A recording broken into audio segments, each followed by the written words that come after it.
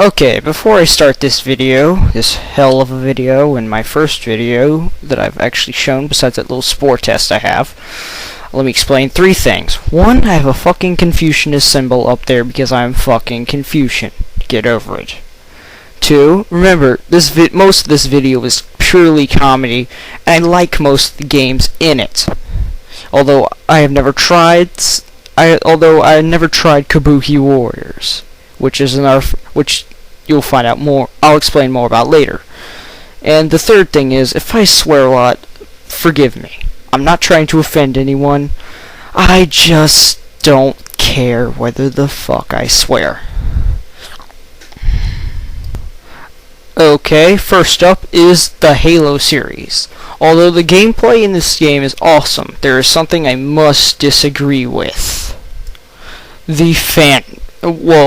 Because the Halo series exists, so does the website known as Halopedia.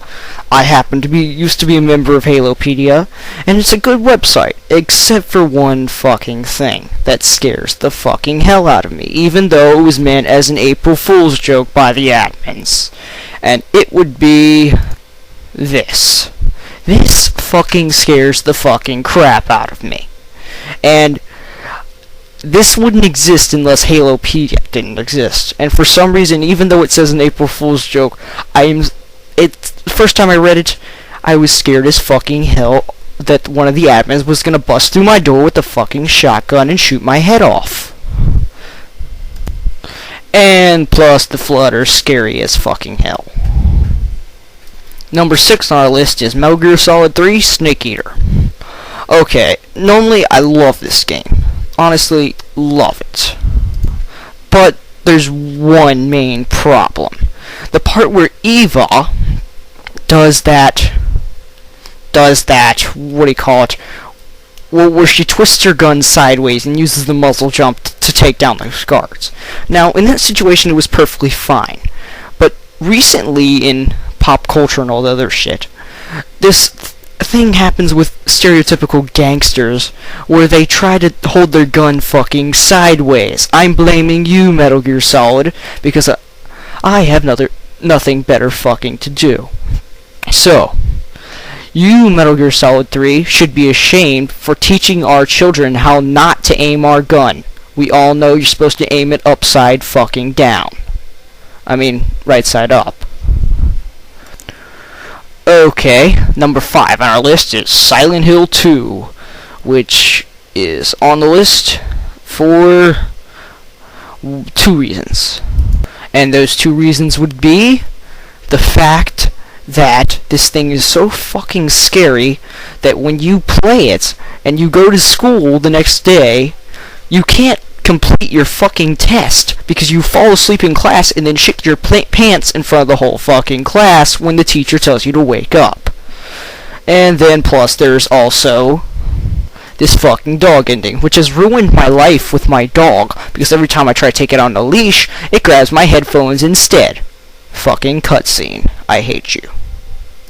Okay, GTA 4 is on this because it makes me look fucking bad. It has one of the best voice acting I've ever seen in any game, and definitely the best in any of the Grand Theft Auto games. Nico, Roman, Brucey, all of them done greatly. By the way, I'm not a favorite of Brucey, just mentioned him third because he happens to start with a B, alphabetical order and all that shit. Now, anyway, and why this annoys the crap out of me, or at least makes me look bad, is because I'm thoroughly like this anti-script piece of crap. So I just thought of the game that had the best script that I could come up with, and put it on this list, because, although honestly, any game with a good fucking script makes me look bad. GTA 4 is just taking that rap for me. So congratulations, GTA 4, on being so fucking awesome. You gotta get mentioned that you make me look terrible. And probably other people like me terrible. Unless, of course, I am terrible. While this game is set to be released in Halloween and has not been released yet, it poses a major problem for the Wii community. Because the fact that there's a hardcore fucking game from E3 on this means that when this comes out, every Wii gamer's head will fucking explode unless they are a player of Super Smash Bros. Brawl. Thank God I am. I happen to own two of the systems. Thank you, but don't own a PS3, but I don't bash it either. Seems like a good machine. Always wanted it, but I'm a fucking cheap ass. Anyway, off subject. Let's move on to number 2. Number 2, the consoles themselves. The consoles themselves, why do I put them on this list? Why? I blame you. I'm not gonna do a Russian reversal, that shit's just boring. But basically, what I mean is that fanboys, God, you got the Wii fanboys, you got 360 fanboys, you got PS3 fanboys. Honestly, though, I own the Wii and the 360. I wish I owned a PS3 because I want Metal Gear Solid 4. But honestly, the fanboyism is just fucking terrible. I hate it. It's shit. Get over it. It's a system. Have fun on it. Although, I will admit, the Wii library this year and the PS3 library so far, although I will admit it's getting some good games like Killzone 2, MGS4, kind of lacking. So I generally play my 360 more than any other thing. I would get a PS3 just to buy MGS4, but I'm not willing to cough up $400. I'm not paying $400 for one game. Maybe when Killzone 2 comes out, I'll pay $400.